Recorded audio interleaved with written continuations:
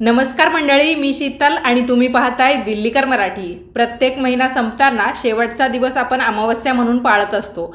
तर या व्हिडिओमध्ये मी तुम्हाला अमावस्येच्या दिवशी करण्याचा एक खास असा उपाय सांगणार आहे। हा उपाय नुसता खासच नाही तर याचा प्रभाव सुद्धा खूप पडतो। म्हणजेच काय, आपण ज्या समस्येसाठी हा उपाय करणार आहोत त्या समस्येवर नक्कीच या उपायाचा गुण पडतो।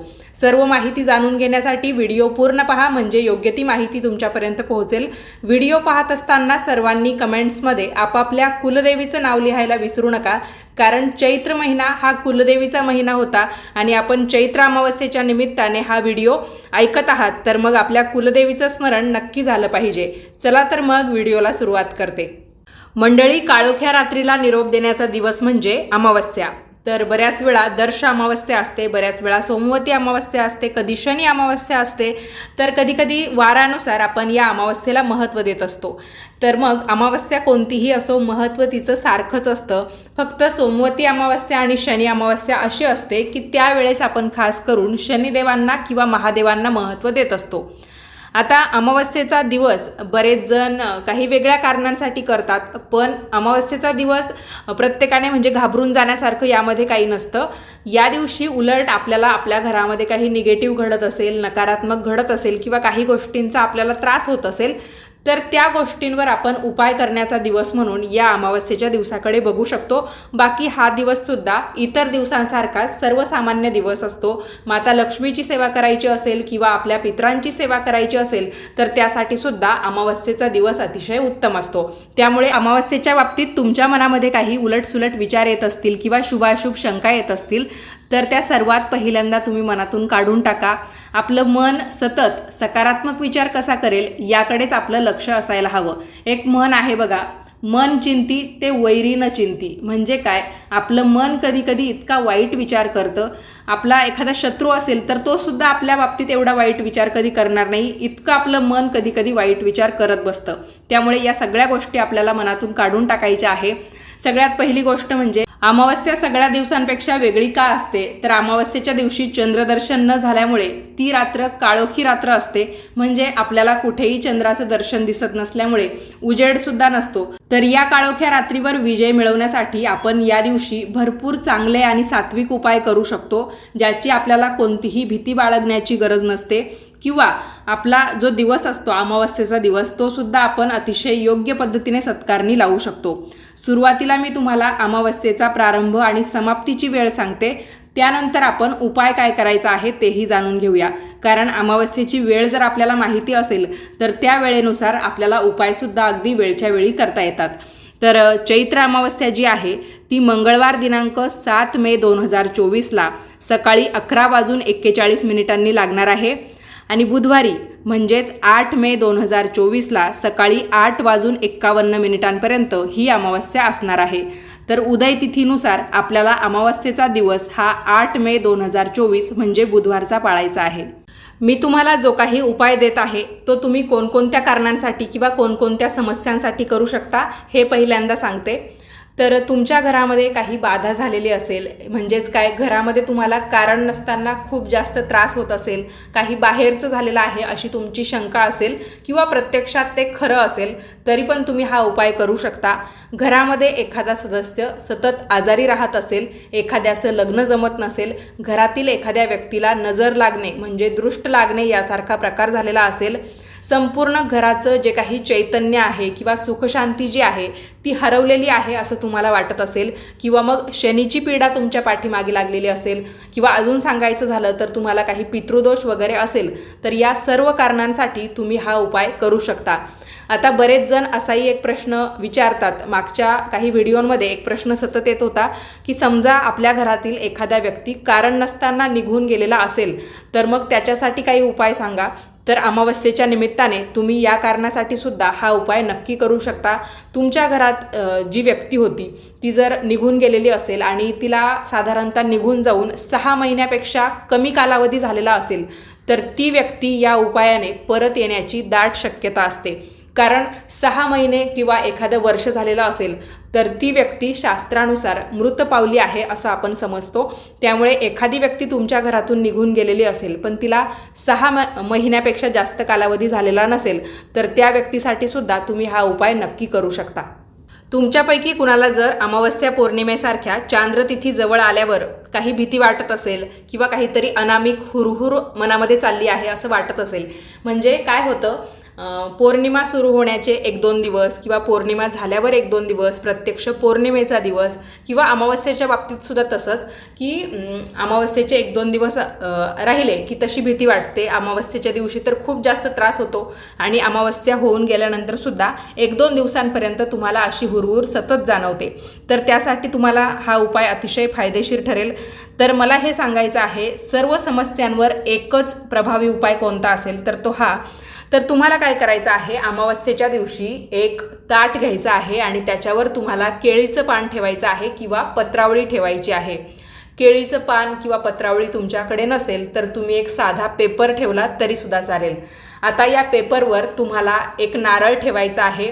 नारळ पूर्ण शेंड्यांसहित असावा। आजकाल बाजारामध्ये कधीकधी असे नारळ विकतात की त्याला फक्त एकच शेंडी असते, बाकी सर्व शेंड्या काढून टाकलेल्या असतात, पण असा नारळ आपल्याला घ्यायचा नाही आहे। पूर्ण शेंड्यांसह असलेला नारळ आपल्याला घ्यायचा आहे आणि नारळाची शेंडी ज्या बाजूला असेल त्या बाजूला त्रिशूळाची टोकं आली पाहिजे अशा पद्धतीने आपल्याला त्या नारळावर कुंकवाने त्रिशूळ काढायचं आहे।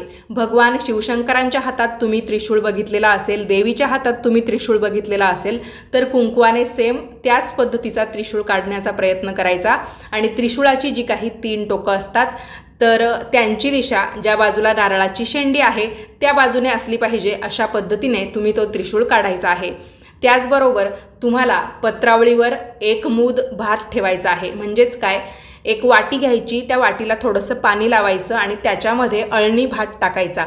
वाटीला पाणी लावल्यामुळे काय होतं की जेव्हा आपण ती वाटी पत्रावळीवर किंवा त्या कागदावर पालथी करतो तेव्हा अगदी गोलाकार भात त्या पानावर पडतो, म्हणून आपल्याला थोडंसं पाणी लावून मग तो अळणी भात त्या वाटीमध्ये भरायचा आहे आणि त्या भाताची मूद आपल्याला त्या कागदावर किंवा पत्रावळीवर टाकायची आहे।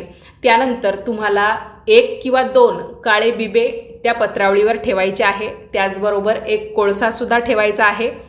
यानंतरची पुढची गोष्ट जी आपल्याला पत्रावळीवर किंवा पानावर ठेवायची आहे ती म्हणजे काळी मोहरी।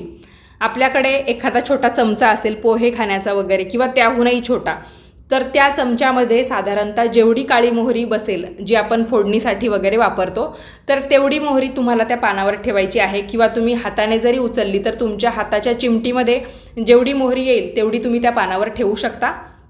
आणि सगळ्यात शेवटची गोष्ट पण महत्त्वाची गोष्ट म्हणजे तुम्ही जी भाताची मूद म्हणजे गोलाकार करून जो भात तुम्ही त्या पानावर ठेवलेला आहे त्याच्यावर तुम्हाला एखादा चमचाभर दहीसुद्धा टाकायचं आहे।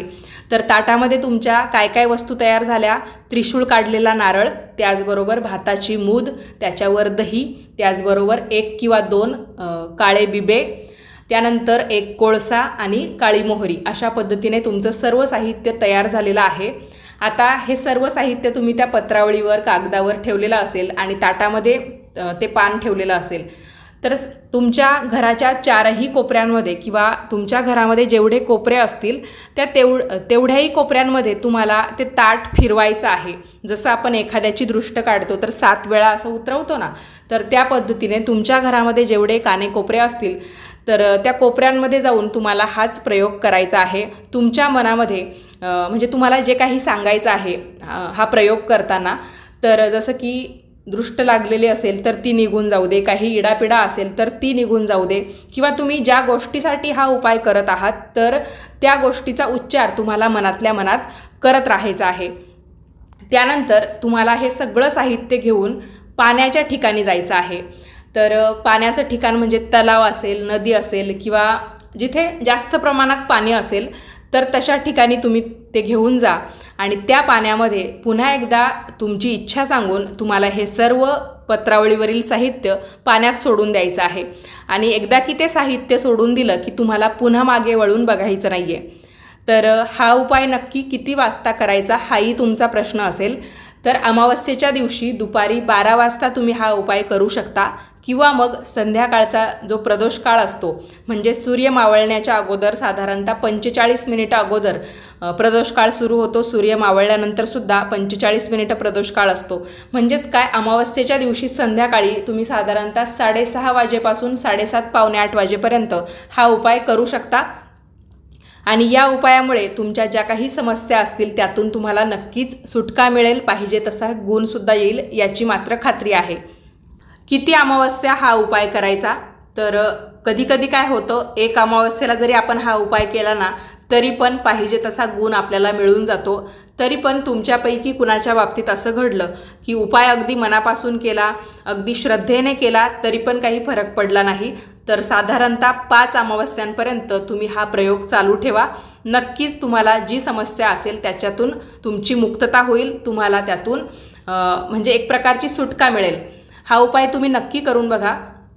आणि दही भाताचे जे काही उपाय असतात तर ते अतिशय प्रभावी आणि अचूक असतात.